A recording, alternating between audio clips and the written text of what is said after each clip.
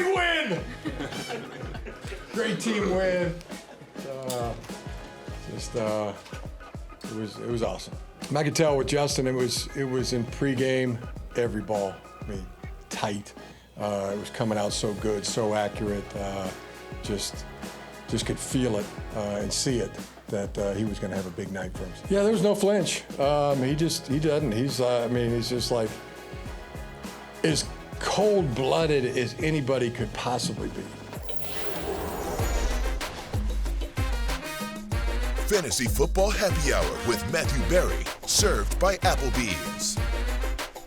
Welcome to the Fantasy Football Happy Hour. Happy Monday. Connor Rogers, Matthew Berry, Jay Croucher. That was Jim Harbaugh at the top of the show, calling his quarterback cold-blooded. What a specimen, Jim Harbaugh. This is an incredible content machine. He's unbelievable. If he wasn't coach of the Chargers, I would like to hire him just to do my press conferences. Just like, hey, Jim Harbaugh's going to just speak about me. Like recap your Sunday night parlay. Yeah, exactly. Like just everything that's going on in my life. Just, like almost like a press secretary, but it's Jim Harbaugh. Seems like he really likes Justin Herbert.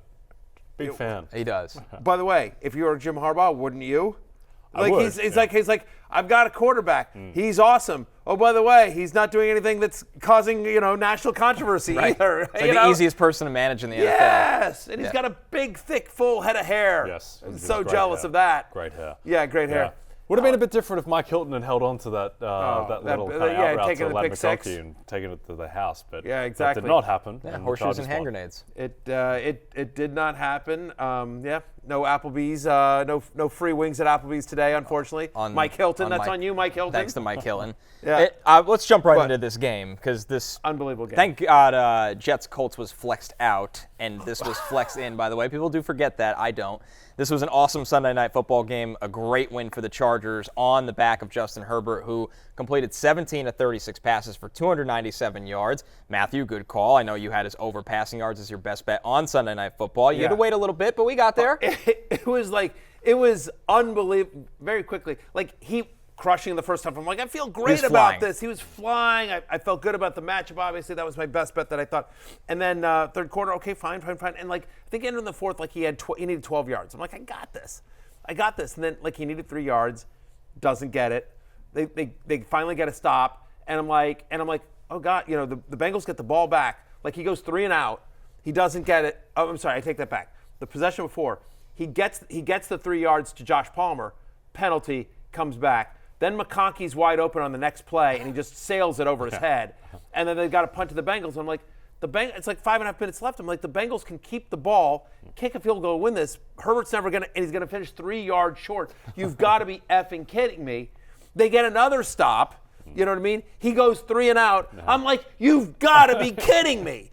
3 and out, and then they get to. That's when you get the doom feeling. And you're just the doom feeling, and then finally, once the Bengals get another stop. I'm sorry, the Chargers get another stop, and then Herbert has the unbelievable drive that finishes with the J.K. Dobbins touchdown, and he easily goes over. But there were a number of scenarios where Justin Herbert finishes 3 yards short of his passing prop on a game in which he was 12 yards short entering the fourth quarter. Yeah, and had 187 or whatever it was in the first half. You're probably Joe Burrow down the right sideline missed Jamar Chase by about 3 inches or so. Jamar Chase brings that in, goes out of bounds. They settle for the field goal. You bet loses. 3 inches away. But it doesn't. Yeah. That wins, and that wasn't the only win, Matthew. Sometimes the betting gods smile on you. There are a number of scenarios where those things go go south.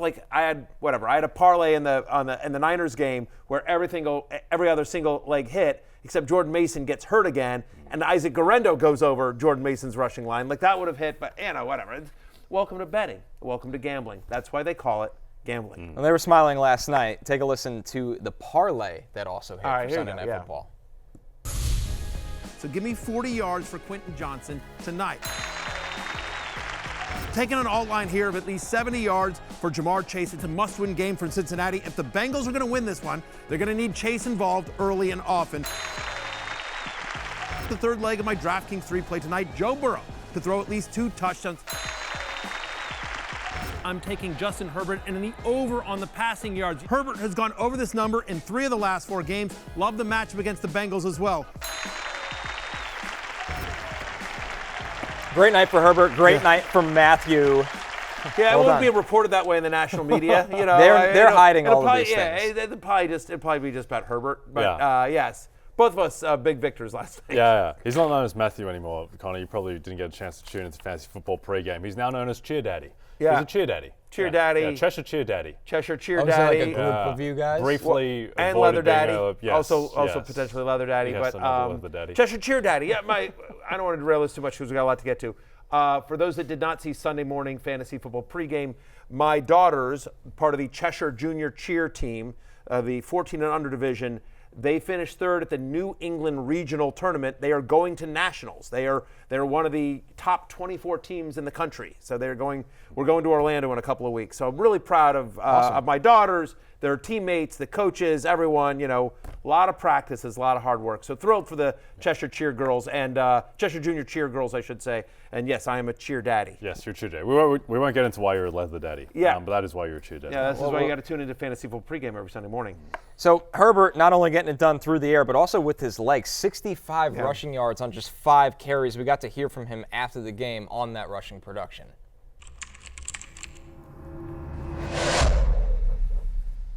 I think it's just, seeing those rush lanes and when the pressure comes and understanding that, you have that ability to step out of the pocket and a throwaway is not always the best option. So to be able to continue and extend plays, I have to be better with the ball, more ball security, but, I think it helps our offense. Do you actually like to run with the football, or is it more a case of, oh, shoot, I better get out of here?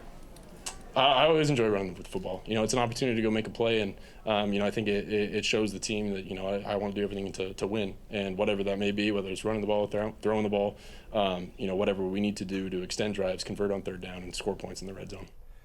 So, it's interesting, Herbert, we talk about the rushing, right? So 65 yards, obviously, that's kind of an eye-popping number, but he's very quietly had 30 or more rushing yards in 3 of the last 4 games.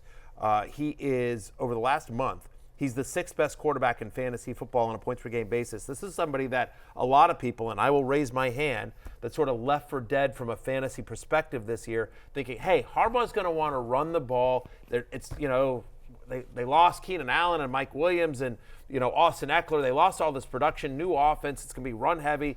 This is Greg Roman's always been like bottom 5 in passing rate when he's been an offensive coordinator. Harbaugh loves to run.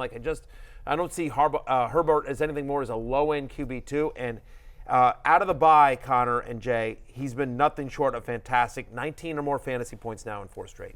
Yeah, no, he's been awesome. Certainly seems like the plantar fasciitis that plagued him at the start of the year, as well as an assortment of maladies that's gone away. Now, he's been doing it against some easier defenses, but it doesn't matter. And the rest of the way, like you play Baltimore's pass defense next week, the week after you get the Falcons pass defense, the Bo Nix just eviscerated, and then Bucks are on the schedule too, and then the Chiefs pass defense isn't great. So I think that the combination of him establishing a rapport with these receivers who are better than we thought they were coming into the season, and him just adding that value with his legs means that I think he's a top 10 quarterback the rest of the way. Yeah, there's no question about it. We've seen him do this before. This is a guy that's got I think a top 3 fantasy finish on his resume. I think it's QB2 in 2020 or whenever he had the 5,000 yards. Yeah, so it's not like, it's in there. It's not like this is fluky. From a pure skill standpoint, I think that if you took fantasy out of it, if you just said, hey, we're holding an actual NFL draft and we're throwing every quarterback in the NFL back into the draft, Justin Herbert doesn't make it out of the first 10. He's one of the first 10 guys off the board, I would think, if every NFL player were available to be drafted. We had this combo a couple of weeks ago where we thought it was it me, you, and Lawrence, I think? You might have actually, we were debating. Was this another text chain that I'm not on? It was actually on the show. This was another TV show that you weren't on. We had a really interesting debate that he's a top 7 quarterback, and it's the line when you get to 7 is really interesting. I was the pro Herbert guy in that argument. You? Yeah, and then Lawrence was against us. Lawrence was saying Anthony Richardson. Yeah, again, I tell my daughters, when you guys grow up and find somebody to spend the rest of your life with, find somebody who looks at you the way Lawrence looks at Anthony Richardson. Indeed. Yeah. It's Lamar, Mahomes, Allen, Burrow. I think those are your top 4. Jay Daniels. Maybe Jaden Daniels. No. Behind Herbert now in the pecking order. No. I think it's those 4. I think it's, And then Justin Herbert has an argument for 5th, I think. Right? We'd have to really lay this out. Yeah. But the point is, he is playing we thought he could. You can make an argument for Stafford. You make an argument for Jordan Love. I mean, just talking pure quarterback. We're not talking fantasy-wise. The way Baker Mayfield's playing this year, Jared Goff's been amazing this year. Jared Goff's been amazing this year. I mean, again, are you talking just this year? Are you talking, just the overall, and if you're talking, are you talking like just this year? Or are you talking also the future? Because, certainly the future is very bright for Jaden Daniels. Brock Purdy's been fantastic. You know what I mean? Right. And so Purdy's in the top. And some of it has to do with scheme fit and the weapons around him. And anyway, but whatever. Justin Herbert, very good. And if you took a late flyer on him, you have a rock solid fantasy quarterback. Obviously, I agree with Jay. Top 10 guy the rest of the way. And you mentioned it, the schedule lays out nicely. Ravens, Falcons, at the Chiefs, home to Tampa Bay. Only the Chiefs in the next 4 give you any pause. And I think he's good enough, especially given the legs and the emergence of Lad McConkey, Quentin Johnston, Will Dissly. That's we'll the talk key. about, right? It's not just the Herbert outlook. It's now that Will Dissly is making a charge as a startable tight end in fantasy. And McConkey, Matthew, has been so consistent, especially in PPR formats. Yeah, I mean, 27% target share is not surprising, right? Because he's had at least 20% in every game this year except for 2. McConkey, so good. This was supposed to be a tough matchup for him, in terms of how the Bengals defend the slot. They're pretty good against the slot, and yet he still found different ways. And honestly, so you see the 6 for 123 could have been even more. Again, there was a 20-yard pass where he's wide open that Herbert just sailed over his head in the 4th quarter. Quentin Johnston has become a nice deep threat, as you see it there. And on Fantasy Football Pregame, we all give sort of our desperation plays, guys that are available in more than 80% of Yahoo leagues. Mine on Sunday, Will Dissly. Yeah, Loveless candidate, I believe. Yes, he was as well. So Will Dissly, and he lived up to that 18 fantasy points. He's tight end 7 going into Monday Night Football. Tight end 11 in points per game over the last 5 weeks. So let's look at the Bengals side of this, because this quietly. is. And by the way, and it's he's getting over the past 5 games, he's got a 23% target share. He's involved. He's become a part of this offense, and some of that you were thought, well, it's because Hayden Hurst is out, but Hayden Hurst has come back, and they're like, well, we don't care. Right. We like Hayden Hurst here, but from a fantasy perspective, he's just not getting a lot of looks from Justin Herbert. On the Bengals side of things, Joe Burrow, a great night for him. 28 of 50, over 350 passing yards, 3 touchdowns. He adds in 28 rushing yards, and both T. Higgins and Jamar Chase feasted in this one. Yeah, Joe Burrow was 3 plays away from being 7-4 and the runaway MVP favorite, and instead he's 4-7 and on life support to make the playoffs. But he was magnificent. The word that kept coming up on the broadcast, and it's the new kind of favorite NFL buzzword replacing multiple, is escapability. A lot of escapability from Joe Burrow, his ability to extend plays, to use his legs. I thought he was masterful. He was magnificent. It wasn't Joe Burrow's fault at all that they lost this game. But, just in terms of just statistical volume, he's been the best quarterback in football. His touchdown to interception ratio is off the charts. And just having T. Higgins back. And again, Matthew, this is another game where T. Higgins was kind of the guy over Jamar Chase in terms of first read targets, in terms of getting the 13 targets, 9 receptions to Chase's 7, and T. Higgins goes 148 yards and a touchdown. 4th straight game with at least 14 fantasy points for T. Higgins over his last 5 games. He's got a 32% target share, to your point about just Burrow looking for Higgins. We don't know if he's going to be a Bengal next year, but certainly in a contract year, he's on the 1-year deal. He is making a name for himself. He's been unbelievable. Him and Jamar Chase have both been terrific. They really complement each other. I want to, real quickly, my friend Will Brinson, who does a great job over there at CBS, he tweeted this out. Just to your point about Joe Burrow. Joe Burrow in the Bengals' 7 losses this year. 163 for 285. He's completing 67% of his passes. He's got over 2,100 passing yards. 18 touchdowns to 2 interceptions. 18-2 in their 7 losses. Yeah. In their 7 losses, and somebody else tweeted this out. Let's see. This is a senior researcher at the NFL and Good Morning Football, Dante Kopolitz Fleming, tweeted this out. Joe Burrow has lost 3 games this season in which he had 3 or more passing touchdowns, 300 or more yards passing, and 0 interceptions. The most such losses in a season in the Super Bowl era. Yeah, it feels impossible to do. It is a little bit like it's the Will Smith meme of in the living room at the end of Fresh Prince of Bel-Air, how much can this guy do on his own? And it's weird because Burrow's, Chase and Higgins and Chase Brown and like the offense has been good. Yeah, the defense is just the debacle, and they've lost these coin flip games. They really should have beaten Baltimore twice. They lost both of those. They probably should have won last night after they came all the way back and McPherson starts missing the kicks.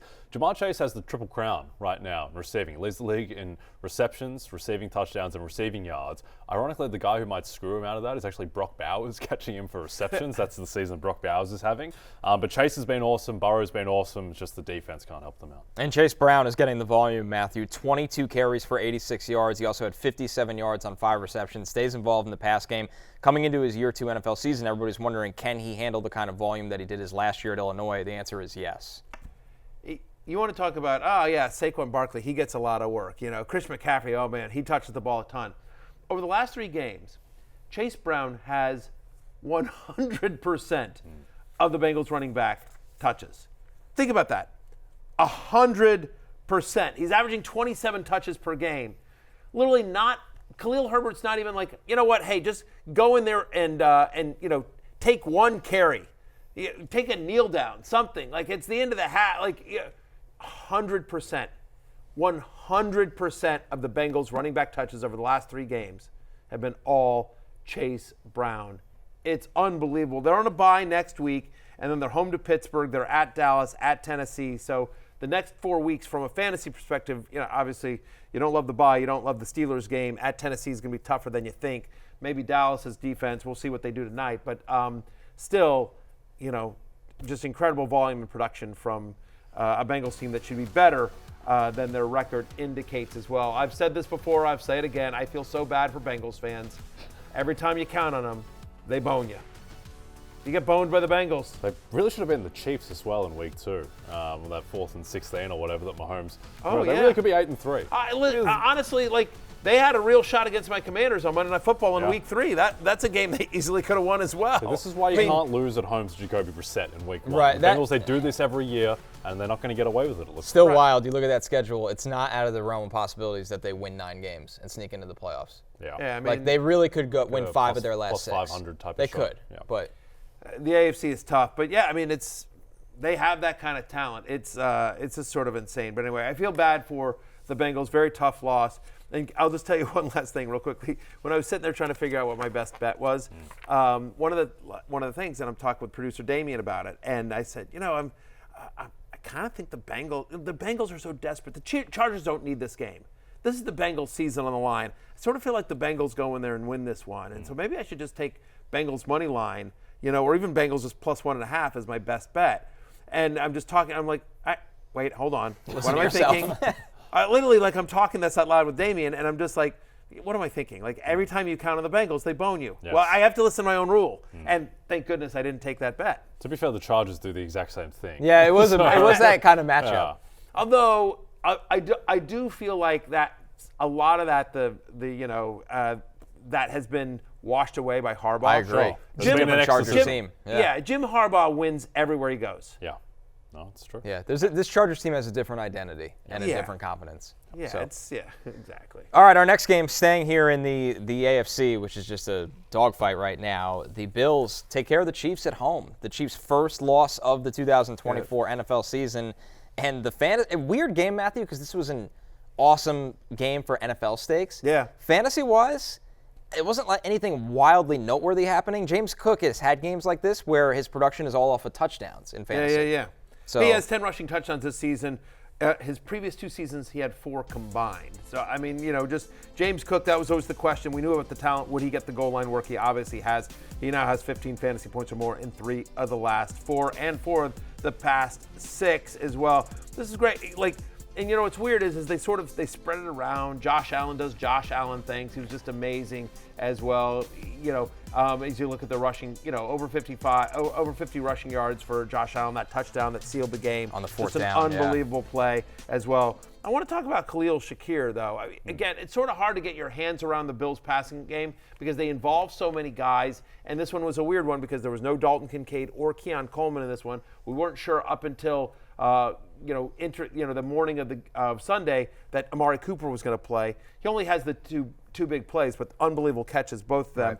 He's going to continue to get involved. But the one guy you can sort of count on, and it's in a wide receiver 3 PPR sort of way, but it's Khalil Shakir. Fifth straight game now with at least 7 targets, 6 receptions, and 50 receiving yards. Since week 7, he's the 20th best wide receiver on a points-per-game basis. Continues to get, I don't know that there's a ton of upside there, but there's a floor there with Khalil Shakir and one of the best offenses in the NFL. Yep. I don't understand how teams don't have multiple spies on Josh Allen on these 4th down plays. It just seems like 99% of the time he's just running with it, as he should. But credit to Sean McDermott for realizing that he has that weapon in those situations and going for it instead of kicking the field goal. On the Chiefs side of the ball, I think the most noteworthy thing is that Patrick Mahomes threw the ball 33 times and no one had more than 5 targets. Just again, back to the egalitarian Chiefs offense that we've had in recent years. Travis Kelce does nothing. 2 receptions for 8 yards, just the 4 targets. DeAndre Hopkins, not much. I don't think there's too much to read into it. Xavier Worthy has a nice game with the 4 for 61 on the touchdown, but I still could think... have had a better game. If Xavier Worthy played, drag his feet. I was just gonna say, if Xavier Worthy played in the Canadian Football League, he would be the greatest player that ever lived in the history of the wider sport. field. He just needs He just needs the wider field. This is every week. Connor. This isn't like a one He's play from yesterday kind of thing. As well. He feels like he could be getting his toes in. It's just like a kind of a skill set deficiency, but. I don't think there's any real takeaway. Still, most weeks you're going to start DeAndre Hopkins as a low-end wide receiver 2 high and wide receiver 3 and Kelce. They'll get Pacheco back. Oh, by the way, look at their upcoming schedule.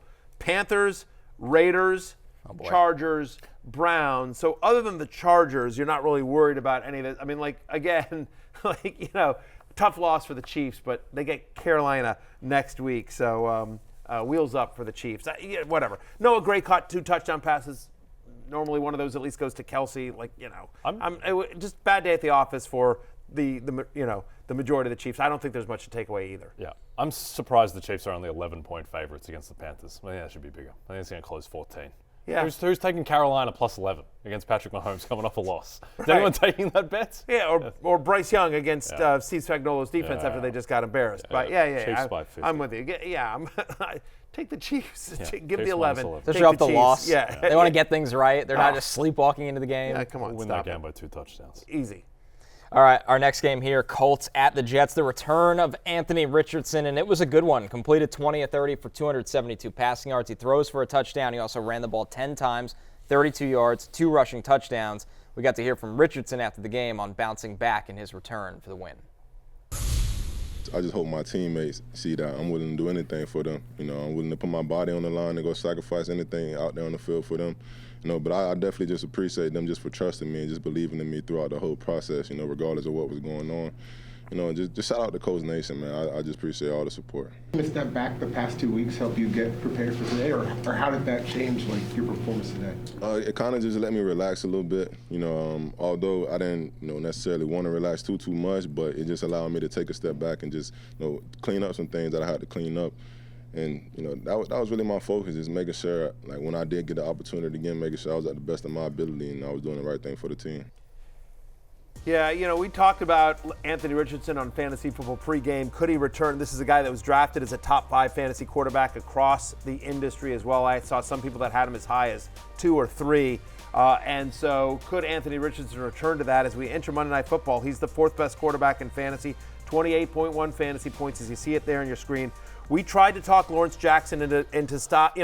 We were on Fantasy Football pregame. If you missed it, Jay and I were like, Lawrence, we think he can do this. And, Lawrence was like, no. He had bailed on Anthony Richardson. Left him for dead, huh? I know. We were like, dude, Tough. Lawrence, he's your guy. And he's like, I want no part of him. He's like, done. There you go. This is Lawrence today. in the group chat as well. Lawrence never lost faith. All jokes aside, Lawrence never lost faith in Anthony Richardson. Wouldn't trade him. Has him in a bunch of leagues. Is trying to trade for him in other leagues as well. So shout out to Lawrence, who never wavered. Season high in fantasy points, passing yards, completions, and completion percentage for him.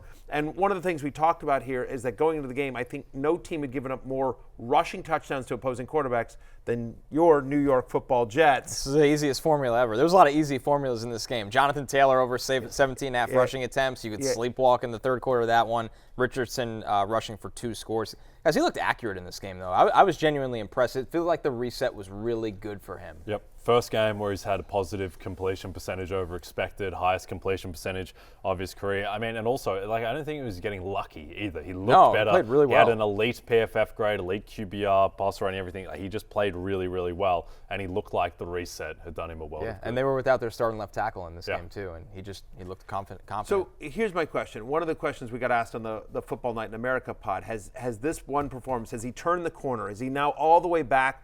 Or was this just he had a good day at the office against a bad defense that's really struggling? Now he's got Detroit. This is next the problem. week he's got Detroit. Then he's at New England. Then the Colts have a bye. Then they're at Denver. This upcoming that's like those are 3 good defenses in a row and a week that you can't use them when he's on a bye. Yeah, I don't know. I don't think he can fully regress all the way back to preseason expectations where some people in the industry had him as like QB5, QB6. I don't think he's that level. But people had him at I was QB3. going to say that was almost consensus at 6 or 5. Oh, I saw people that had him at 3 at 2. Some people took him 1 overall. Like there were people. That was just Lawrence Jackson. No. I mean, I'm not gonna throw anyone under the bus. But yes, no. There's very prominent people I saw take him number 1 overall in industry drafts. And I mean, whatever. He was pitched to me as a ride or die candidate. Like, I mean, people were all in on He's A-Rich. got pretty good job security now. This will buy him I think this probably buys him the rest of the season. Would you rather have Anthony Richardson or Justin Herbert? I would rather have Justin Herbert. When you think about this upcoming schedule is awful coming up. And it's awful, but he's probably going to have to be dropping back and kind of compiling stats, even if it's not pretty. Maybe. Yeah. I mean, I see what you're saying with Detroit. I would want nothing to do with this. I even think New England is at least plucky. Oh, for sure. Like they're and then you look at it. By the way, it's not till so fine. They get the Jaguars in Week 18. Most fantasy leagues don't play in Week 18, and you like the matchup of the Giants in Week 17, the fantasy finals. But again, as you sit here and you're again next week they're the Lions. Week 13 they're at the Patriots. Week 14 win and get in week. You don't have them, and then the fantasy playoffs at the Broncos, home to the Titans, at the Giants. This upcoming schedule for the Colts is brutal. Fantasy trade deadline is passed in a lot of leagues, but some leagues it's still available. Like, would you be trying to sell high on Anthony Richardson? In a non-keeper league, I absolutely would. If my trade deadline was still around, I would absolutely be trying to sell Richardson. And honestly, any of the Colts. I want to talk about Josh Downs here for a second. One of the concerns about Josh Downs, he'd been so good with Flacco. Right, and he'd had the one big game with Richardson, but that was kind of on a busted coverage. It was the big play. He didn't even get hit in stride. He had to stop, wait, sort of come back for a step to grab it, and then run into the end zone as well. Did you see enough from this game? Because Connor, I know you watched every snap of this game. Did you see enough from Richardson and Downs that you feel like you don't have to worry about the inconsistency from Richardson when it comes to Downs, given his talent level? I wouldn't completely throw that out, but Downs is just the way he gets open consistently does give him some kind of floor. I mean, some of those catches yesterday, he was wide open against good defenders, but he's just such a good route runner, and it felt like Richardson was throwing with a little bit more anticipation to him yesterday. So maybe watching Flacco work with him for a couple of weeks kind of opened Richardson's eyes. Okay, if I'm on time to this guy, good things will happen. So I feel much better about Downs going forward. Yeah, by the way, you'd rather have Downs than Pittman. And maybe, by the way, Richardson also seeing Flacco saying, like, I don't care who Pittman is, like going more to Downs.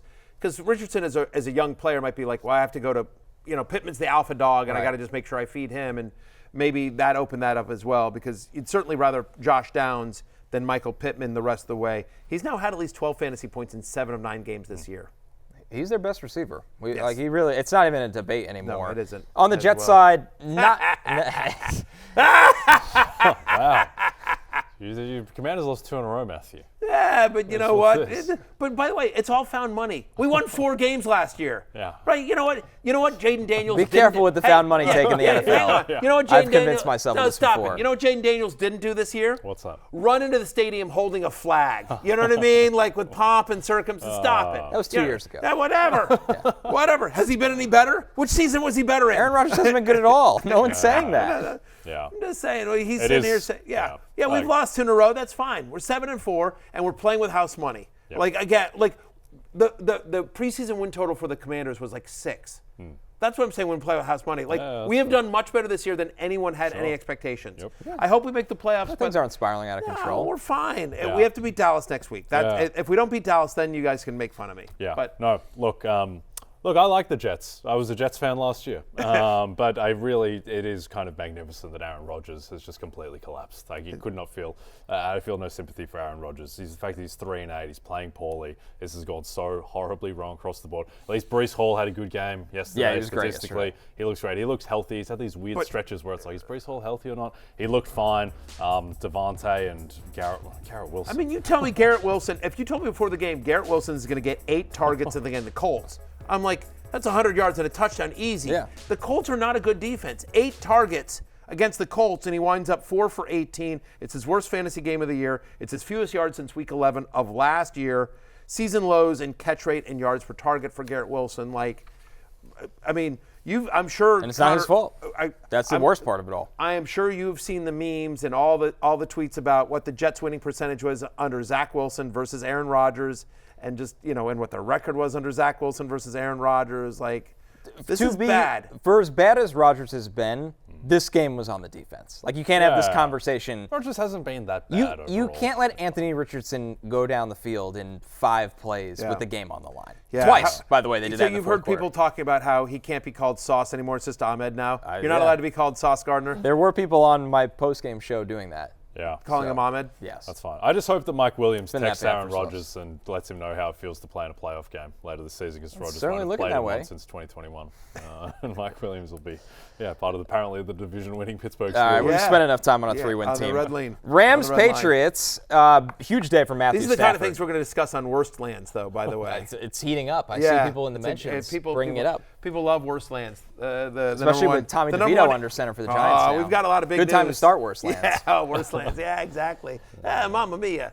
Oh, boy. The Rams end up beating New England in a closer game than many people expected. Stafford throws for 4 touchdowns, Jay. He was on point in this one to both Cooper Kupp and Puka Nacua. Business as usual. Right. Whenever it's Stafford, Puka, Cooper Kupp, and Kyron Williams, this Rams offense has been historic. Weird kind of speed bump that they hit against the Dolphins where everything looked off kilter, but they're playing against the Patriots defense that plays a ton of man coverage. You just cannot defend Cooper Kupp and Puka Nacua and Matthew Stafford in man coverage, so it's good to see them all get back on track. But I thought the biggest story, Connor, was that Drake Maye continues to just look really solid. Yeah, he does. And he's not working with a lot, which makes it more impressive. I mean, he has 40 pass attempts in this game. He throws for over 280 yards. He has the 2 touchdowns. Sure, he has the pick, but he doesn't have a number 1 wide receiver to lean on. He doesn't have a great offensive line. The run game's a little inconsistent. And Maye passes the eye test week after week. Caleb Williams, 4th best quarterback. I'm excited about you.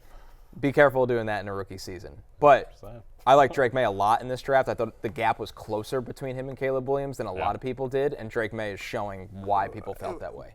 By the way, I mean, again, it was a blowout loss, but I thought Michael Penix looked good in mop-up duty for the Falcons. No, all I'm saying is that I think we will look back on the quarterback class of this year, 5 really years good. from now as Really good. as one of the elite, 6 going in the top 12, like for good reason. At this point, it's just one of the elite quarterbacks. Penix is drafts. Penix can be really good. Yeah, If of you course. did the draft again, Caleb would still go 2 after Jaden Daniels. Jaden Daniels, I think, goes 1, Caleb 2. But Drake Maye quietly, he's not getting the fanfare that Bo Nix is, because Bo Nix is, I think going to be in the playoffs at this point, and Drake May's team is 3-8. But I think Maye has shown everything that you would want him to have shown. I would agree.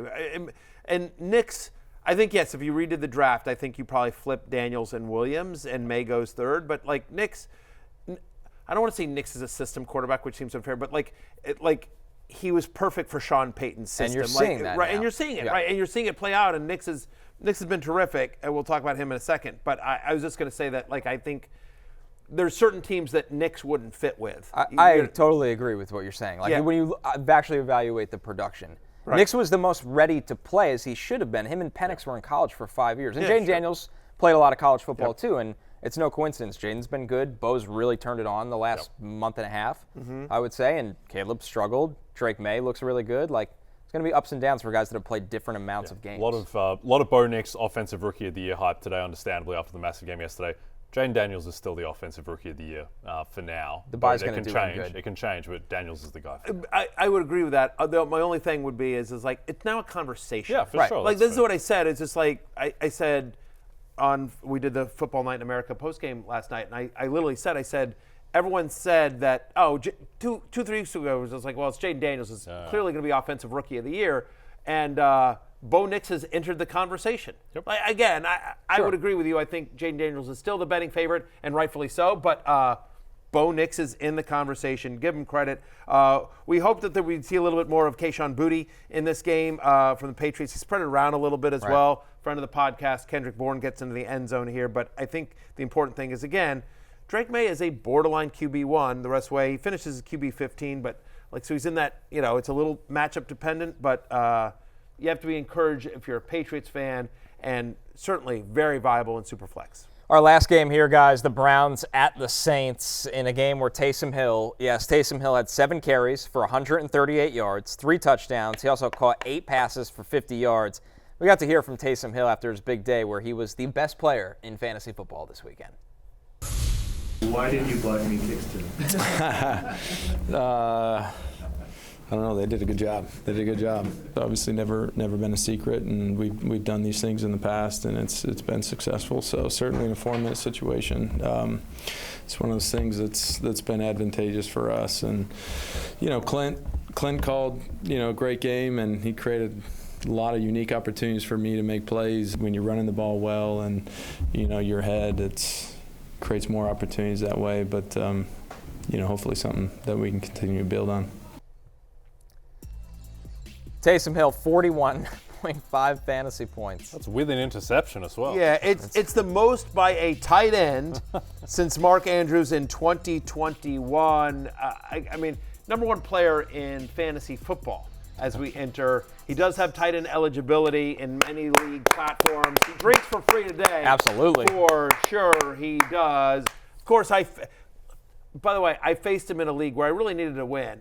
I'm facing him in a league. I'm going to need a Monday Night Miracle to overcome it. And I was texting with a guy, my friend Todd, and I'm just like, "You're killing me with Taysom Hill." He goes, "I only put him in because Kittle was out." I'm like, It's a story for anyone that started Taysom Hill. Yeah, of course. By the way, at the beginning of the year, Denny Carter pitched me Taysom Hill as a potential ride or die candidate, and he was only 11 weeks too early. Yeah. I drafted him in the League of Assholes as my second tight end, and then in the middle of the season when he got hurt and we just have such short benches in the league, I had to waive him. So of course I didn't get him. I didn't enjoy the 41.5 points in our League of Assholes as well. Very frustrating. And the reason I'm venting this is just because what I just went through is what everyone. Taysom Hill has been on more fantasy teams than probably any other player in the history of fantasy football, because everyone takes a couple of weeks with Taysom Hill. Yeah, and then see if this could happen. Yeah, let's see if this could happen, and then they get frustrated. Anyway, so kudos if you manage to start to pick up and enjoy Taysom Hill's epic performance. He just did it in all. He ran, he threw, he caught. Unbelievable game for 34 Taysom Hill. years old, and he has games like this as a skill player. It's really unbelievable. He's such a strange kind of phenomenon. He's like the different players, but he's kind of the spiritual successor to Percy Harvin in a way, where it's like anything is possible on a given play, and he's so unique and can't really be fit into any box, even though we put him in the tight end box technically. But I mean, it was fascinating to me that the Saints were able to have this type of day offensively with how bad they were for so long. But I think it's a reminder that Derek Carr, for all his sins, he's not the most popular guy, not the most exciting quarterback. Everyone likes Derek Carr, but not popular as a NFL superstar or anything. But he's still a very competent quarterback, and he can commandeer a pretty solid offense. Yeah, he's somehow lost to the Taysom Hill hype is the fact that Marquez Valdez-Scantling has another big game. It's just, anyway, silly. Anyway, they're on a bye next week, so congrats to everyone that had Taysom Hill, but you won't have him next week as the Saints are on a bye. Other side of the ball here, famous Jameis did Jameis Winston things. It wasn't pretty as well, but he now has at least 23 fantasy points in 2 of the last 3. He's averaging 44 pass attempts per game. They're just throwing it all over the place as well. But not to Club Said. Quiet day for Club Said. The club must have been closed because it was Jerry Jeudy. Very quietly, Jared. He has in his 3 games with Jameis Winston. Jerry Jeudy averages 17.8 fantasy points per game, has a 23% target share. He's become a thing. Yep. He's absolutely become a thing. Elijah Moore had a nice game as well. Yeah, Jerry Jeudy's the number 1 receiver in a competent offense. Is Jameis he has the worst 395-yard games in NFL history. He was fine. He wasn't the problem yesterday, but still, it's not. Yeah, It's not reflective. Yeah, tough game for Nick Chubb. I think game script didn't work there. And credit the Saints. They came out to play. Yeah, they did. Yep. Yeah, they came out to play. I still standing by Club said, and it was a nice game for David Njoku as expected. Let's take a look at the injuries we're tracking out of Week 11. Thank God, a quiet list here, or a short list here. Tajay Spears dealing with a head injury, of course, in concussion protocol. Alexander Madison and Zamir White, both Raiders running backs. Madison with an ankle, White with a quad. Potentially a Amir Abdullah season. Oh, is it ever? Darnell Mooney with a hamstring, and Gabe Davis with the knee injury for Jacksonville. So not a wildly fantasy relevant injury list, but we'll keep you updated. Falcons on a bye next week as well, so Mooney will have some time to get better. We'll take our first break when we're back. Weekend Warriors, Sunday Scaries right after this. Man, when you have talented football players, and they are made of the right kind of stuff. They are made of the right kind of stuff, and those guys come together. You have a collective willpower that you can make the game any way you want it to go. You can do that. That's exactly what you guys did. Our quarterback was 24-29, 412 yards, 4 touchdowns, a perfect quarterback rating, 158. 43, all right, with 4 rushes, 21 yards. The sky's the limit, man. The sky's the limit. That's number 9. All right, we're about to hit the backstretch. We are close. We're about to hit the backstretch. Keep doing what you're doing. Come in, get your lift. All right, get in groups, watch this tape, and we're on to the Colts. All right, great win. Weekend Warriors. Dan Campbell's a weekend warrior every single weekend, and so is this Lions team, the way they're playing for him, Matthew. The whole damn offense makes our weekend warriors list. I mean, they're destroying people. They're sucking souls out of the other team. They're crushing people. Every single one of them. Like, you know, Goff was amazing. They didn't have Sam Laporta in this game, and so fine. Here's a touchdown, Brock Wright. Like everything they're doing is working now. Obviously, the Jaguars, it's been a tough year for Jacksonville, but still, you know, if you got a Lion, start him. Yeah, I mean, even Bates has been a good fantasy kicker. It's insane. You're right. Jared Goff going into Monday Night Football as the #1 quarterback by a healthy margin, by the way. Jared Goff with about 35 fantasy points, and our next weekend warrior was QB3 going into Monday Night Football. That's Bo Nix, who had about 4 touchdowns in this game, over 300 yards. The Falcons' offense, Jay, did not have an answer for Sean Payton and Bo Nix in this game. Yeah, I don't understand why the Falcons' defense isn't better. I don't get it. They have better personnel than what they're showing. Been awful. They don't have a pass rush is the issue. They just weren't at the races in this one. Bo Nix, the stats were great. Now, there's a lot of yak involved, but at the same time, he just looks like such a different, more just confident quarterback. His footwork, Connor, just looks so much more assured. He's not drifting back in the pocket like he was bizarrely in that Saints game in primetime. He has made huge strides, and if he's going to put up these type of passing numbers to go with the pretty high floor that he gives with his rushing. And he didn't even need that yesterday. Yeah, he didn't even need to run yesterday because the passing was so efficient. Yeah, I mean, like, again, like, you know, running up the score, short, quick passes, taking advantage of yards after the catch. You know, you saw, like, the quick little stuff to Marvin Mims, and he gets into the end zone as well. A lot of spacing. Yeah. Like, where have we seen this before? Let me think about it. In New Orleans with Drew Brees. Like, again, I'm not saying Bo Nix is Drew Brees, but, like, Sean Payton likes to run at the score. Like this is the Sean Payton offense, is that he's running it with Bo Nix. And, like, again, I think the future is very bright. 11 touchdowns in the last 4 games for Bo Nix, 9 passing, 1 rushing, 1 receiving for Bo Nix. That was crazy. 3rd highest ever completion percentage in a game by a rookie quarterback. He looked like the real deal. And their schedule is nice, right? They're at Las Vegas this week, home to Cleveland. Then they got a bye. Then they're home to Indianapolis. So, I think I'm be voting for Jaden Daniels for Offensive Rookie of the Year, but it's a conversation. Sure. I mean, and this is me. I mean, as you know, as big a Jaden Daniels homer as there is in media, and Bo Nix has made it a conversation, legitimately. Well, away from the quarterbacks, who deserves to at least be in the conversation is Brock Bowers, who caught 13 of 16 targets, 126 yards, and a touchdown, Matthew. I mean, Brock Bowers is just a dominant force for this Raiders team that I know they don't have a lot to hold on to right now, but whoever the quarterback is of the future for this team, they'll come in and know who the hell their #1 target is. He's got a 41% target share. Like, he had a 41% target share in this one, 16 targets, 13 for 126 and the receiving touchdown. New offense coordinator, again, Scott Turner. His father, Norv, is there, is helping as well. Like, not surprising. Scott Turner's like, all right, what do I have to work with on this team? Brock Bowers, let me get it to him. The running backs also got banged up. They were down in this game, so all those things contributed. But, yeah, I mean, if you were redrafting today, I don't know how Brock Bowers isn't the number one tight end you draft. Easily. I mean, he might catch over 100 passes this year. Yeah, exactly. You mentioned, like, it's between him and Jamar Chase for the receptions lead in the NFL. It's insanity. It's Brock Bowers' world we just live in. Another tight end on the Weekend Warriors list, Jay. Jonnu Smith catches 6 of 8, goes over 100 yards and 2 touchdowns for Jonnu. Yeah, he's averaging 6 targets per game since Tua came back. He had 8 against the Raiders. With just the minimization of Jalen Waddle in this offense, Jonnu Smith, I think, is a very viable starting tight end in an offense that seems to have finally gotten right. Matthew, Jauan Jennings with a big day, catches 10 of 11 targets for 91 yards and a touchdown. Since Ayuk has been down, Jennings has been a factor. He's been on the love list. We've talked about him. We talked him up on Fantasy Football pregame as well. This is not a surprise as well. The 2 games, as you mentioned, since Ayuk's been out, over 20 fantasy points. In games in which Deebo Samuel or Brandon Ayuk don't play, Jauan Jennings just absolutely balls out. This is not a fluke. And I think you could make a strong argument that you'd prefer to have Jauan Jennings over Deebo Samuel the rest of the way. Just the way they're playing. The target share, consistency. The target share, the game. consistency. Sure. No George Kittle in this game either. McCaffrey was muted for McCaffrey. But still, nothing about when you watch Jauan Jennings play tells you, oh, this is fluky.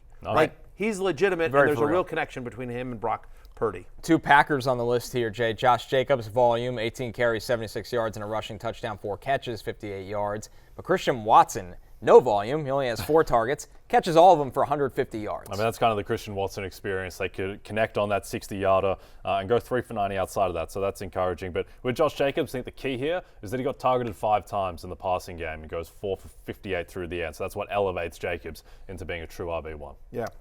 The Sunday Scaries is headlined by Kirk Cousins. We talked about that Broncos-Falcons game where the Falcons had no answer for the Broncos with Bo Nix. The Falcons' offense had no answers in this one, Matthew. But Kirk Cousins, 18 of 27, throws a pick, 173 yards, no touchdowns. And Bijan Robinson fell victim to this as well. He only has 35 rushing yards in this game. Yeah, I mean, look, he is one of only 2 running backs that has at least 10 fantasy points in every game this season. It's him and Derrick Henry, so at least there's a slight floor there. But Denver's got a really good defense. It's a really tough place to play. And as it relates to Kirk Cousins, if you take out those 2 Tampa Bay games, those 2 Tampa Bay games have really inflated his overall season numbers fantasy-wise. Kirk Cousins has been under 13 fantasy points in 7 of 11 games. Real quickly, Connor, just as long as we're talking about this game, a friend of mine on Twitter, Brian Johnson, he put out there and he said, Fraudrick Estime.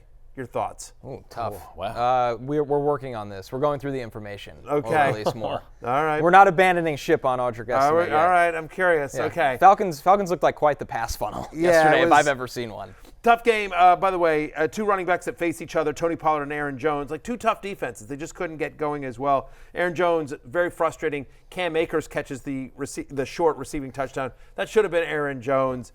I don't know that there's anything you can do here. Aaron Jones, I'm not worried about. He'll be fine. He'll be fine. Tony Pollard, I think this is legitimate. I mean, 5th straight game without a touchdown. He hasn't scored since week 6. And again, we talked about he was on the hate list for a reason this week. It's because of as long as Tajay Spears out there, they're just both getting kind of half the work in a low scoring offense. Now Tajay Spears banged up, so concussion protocol. If he misses next week against against Houston, the Titans play Houston next week. If he misses next week against the Texans, then you feel better about Pollard as well. And finally, just about T.J. Hockenson, tough one. Been under 6 fantasy points in 2 of the 3 games since he returned, but I don't know. Better days ahead. Better days ahead for T.J. Hockenson. I was encouraged by Sam Darnold. He didn't look great, but he looked better than. He's totally fine. He's fine. All right, we're taking our last break. When we're back, our Monday Night Football preview. We got our best bets for Texans Cowboys right after this.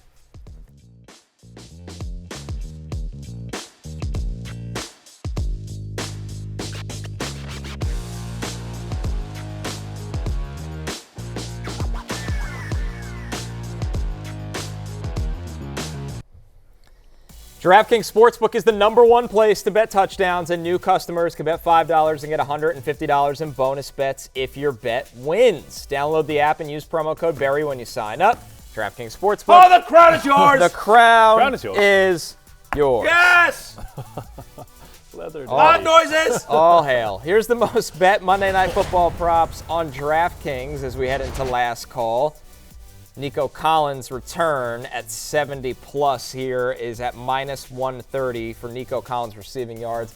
Also, another line that people like is 71.5. Not much difference there. You get that at minus 120. Joe Mixon rushing yards on the board, 70 plus. That's minus 230. It goes to show you how much volume they think Mixon's going to get. An alt line, if you like that, is over 86.5. That's closer to plus money. It's at minus 120, but getting closer. Yeah. And then Joe Mixon, if you want that plus money line, 100 plus yards, plus 130.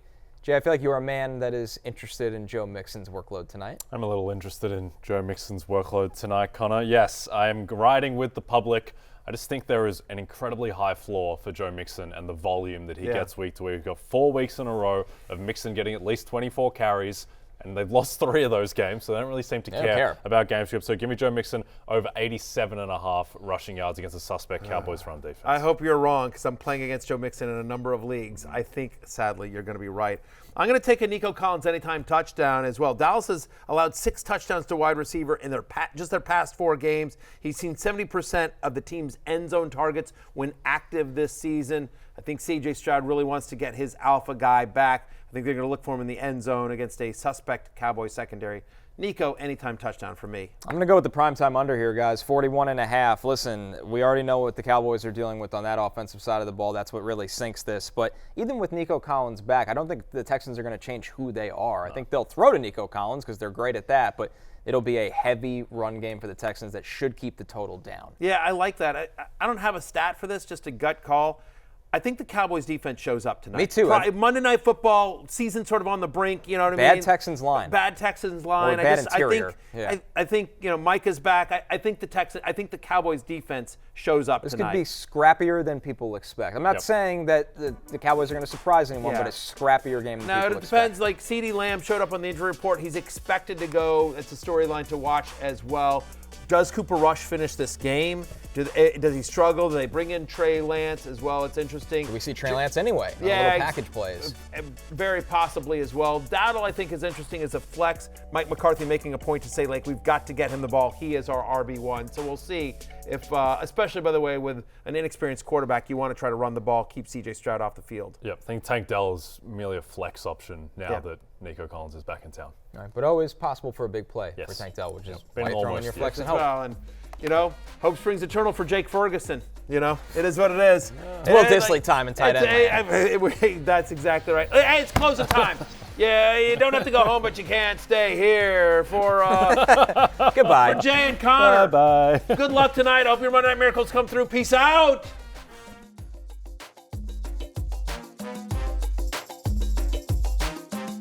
Hey, it's Matthew Berry from NBCSports.com and Rotoworld.com, and I want to thank you so much for watching whatever it is you just watched, or if nothing else, being too lazy to click out of the autoplay after this video started, after whatever it is you actually wanted to watch finished.